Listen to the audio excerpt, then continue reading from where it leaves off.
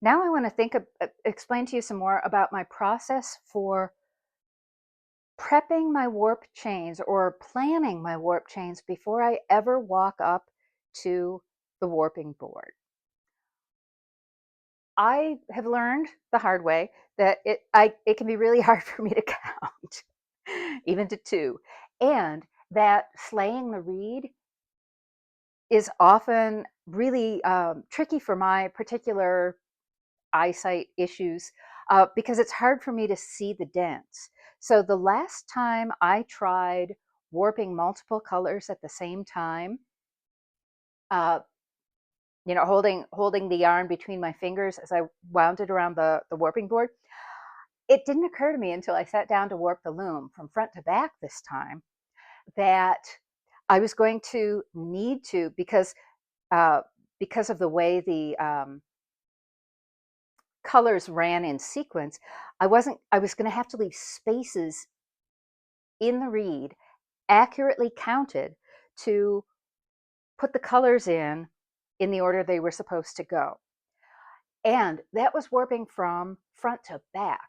When you're warping from back to front, which is what I plan to do on this project, uh, for reasons I'll explain in a moment, the yarn has to be on the apron bar at the back of the loom in the exact order it's going to run through the heddles. If you're going to rough slay in a rattle, which means that you're setting up the weaving width of your project in a rattle at the back of the loom, you don't want some yarns crossing over and going crazy and all catawampus. You want it to be exactly the order in which you're going to thread the heddles, and then exactly the order in which you're going to slay the reed. So why am I warping back to front? Uh, as I mentioned, this is a warp with different fibers. The dark blue and the gray are a wool silk blend from Jaggerspun, and the shiny light blue, and there's a shiny dark blue in here too, are Tencel.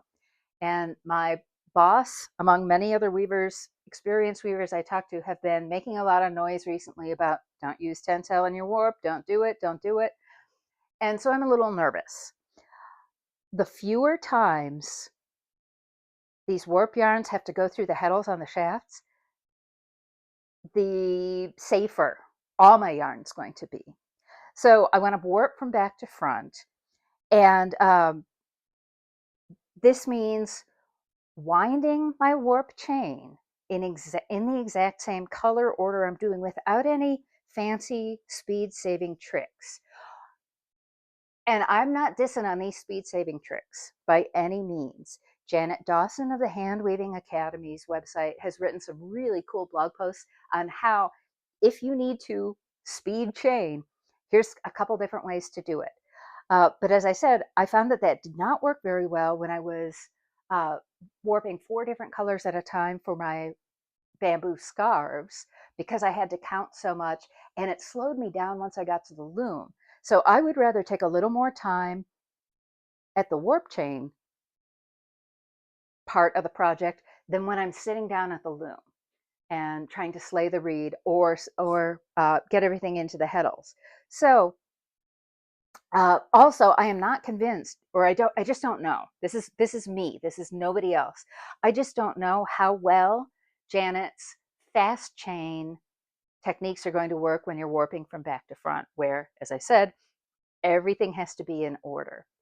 So let's take a quick look at, and I'm being careful not to show the copyrighted portions of this copyrighted pattern.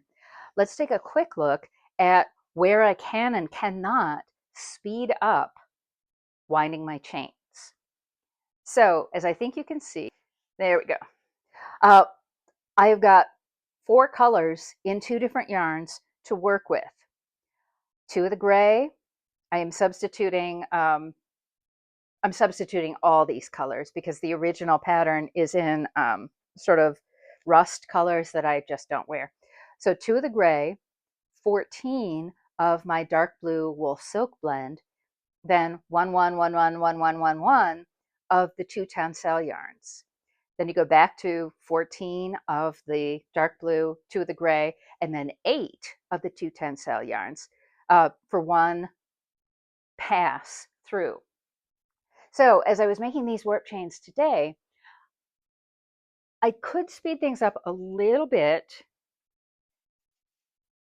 by doing my 3 ends. Let's back this up just a little bit.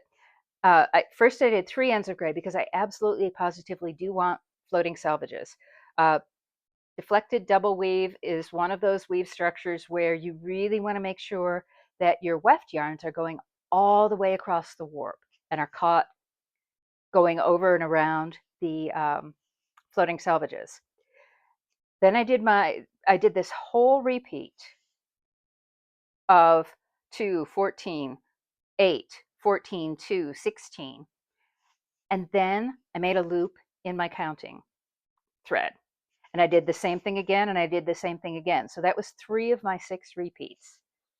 On the second one, on the second chain, I did 3 more of the 6 repeats, and then I did the balance, which makes the whole warp look symmetrical.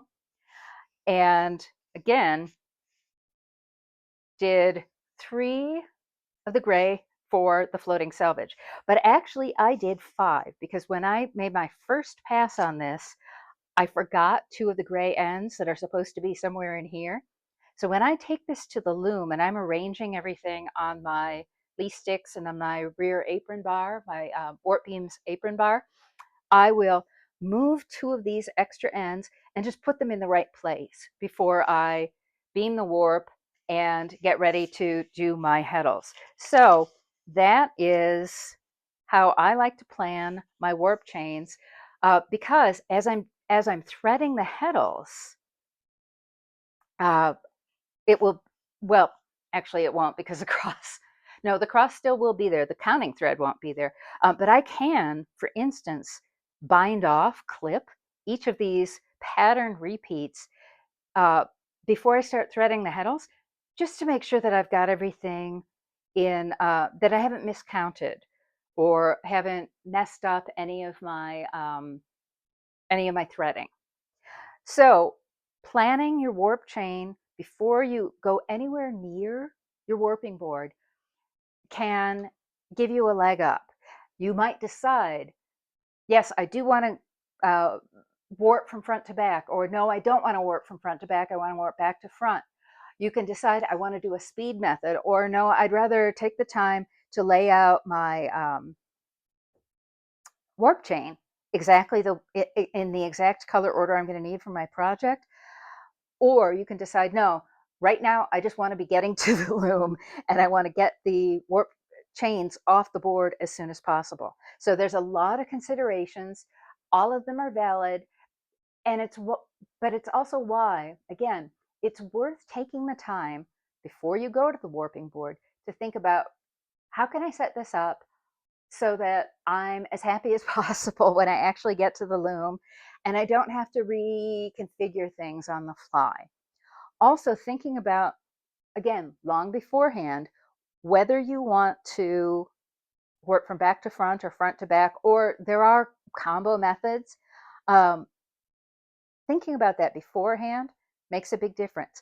These instructions say, and you'll see this in many, many, many, many weaving patterns, use your favorite method to dress your loom. Well, if you're a beginner, you might not have a favorite method. So it's worthwhile learning a little bit about your favorite methods, or learning about why you might choose one style over another for different projects before you get going. And that can give you more tools in your toolkit to say, okay, I might not know much about weaving, but I know enough to know that thinking about back to front versus front to back versus some other crazy method, thinking about this will make me a better weaver, will make me a happier weaver. And that's what it's all about.